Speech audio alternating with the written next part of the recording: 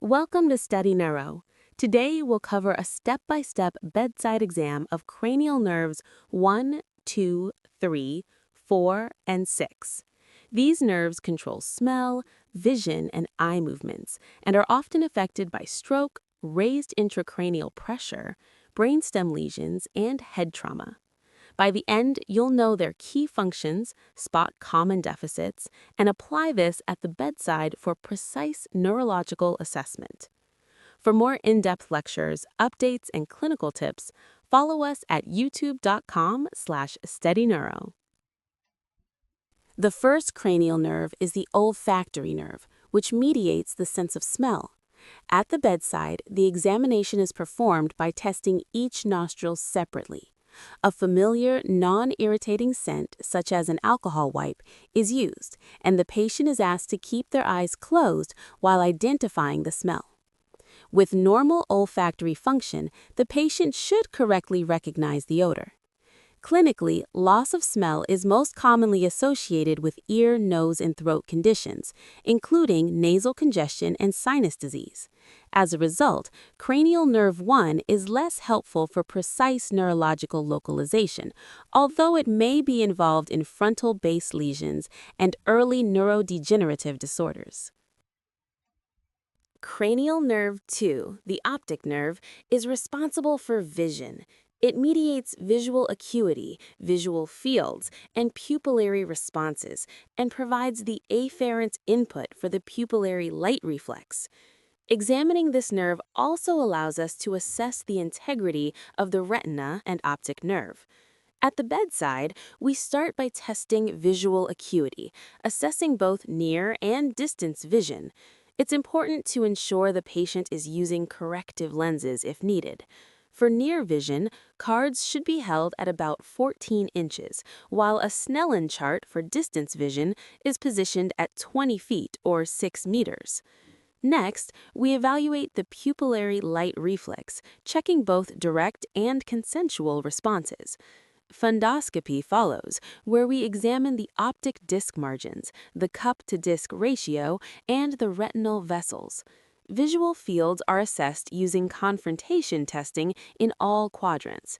A rapid screening method involves the patient looking straight ahead while counting fingers held by the examiner at eye level in each quadrant.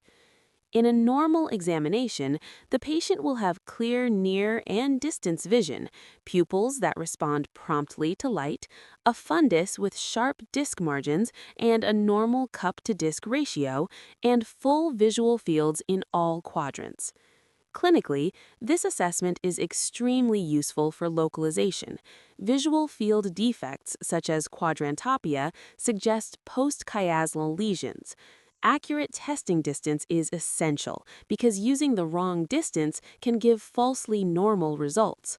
Fundoscopy can reveal optic neuritis, glaucoma, or papilledema, and abnormalities in pupillary responses help distinguish afferent lesions of the optic nerve from efferent lesions of cranial nerve 3.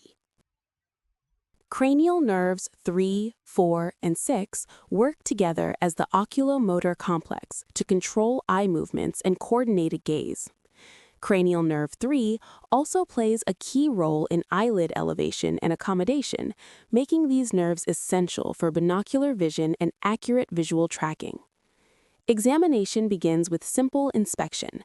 At rest, the eyelids are observed for ptosis, and the position of the eyes is assessed.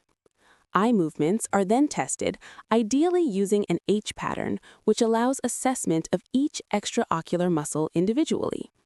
Each eye is observed carefully for full range of movement while watching for any restriction. During this step, it's important to ask the patient if they experience double vision and to look for involuntary eye movements such as nystagmus. Accommodation is tested by asking the patient to shift their focus from a distant object to a near target, such as the examiner's finger. If the patient has difficulty understanding instructions, a simpler approach can be used by asking them to look left, right, up, and down. In a normal examination, eye movements are full and smooth in all directions, the eyelids are symmetric, there is no diplopia or nystagmus, and accommodation is intact. Clinically, the H pattern is particularly useful because it allows reliable assessment even when comprehension is limited. The presence of nystagmus often suggests central or vestibular pathology, while diplopia and restricted eye movements help localize lesions to specific cranial nerves within the oculomotor complex. An isolated sixth nerve palsy is especially important, as it may be an early sign of raised intracranial pressure.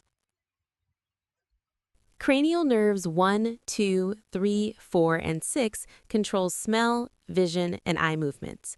Knowing their anatomy, function, and clinical links helps pinpoint neurological problems. A careful bedside exam often gives the first clue to serious brain pathology. Next time, we'll cover cranial nerve 5, the trigeminal nerve, for facial sensation and chewing, and cranial nerve 7, the facial nerve, for expression, taste, and conditions like Bell's palsy. Thanks for watching. Drop your key takeaway in the comments, and don't forget to like, share, and subscribe at youtube.com/studyneuro for weekly neuroscience and neurosurgery updates. Stay tuned. Neurosurgery made simple.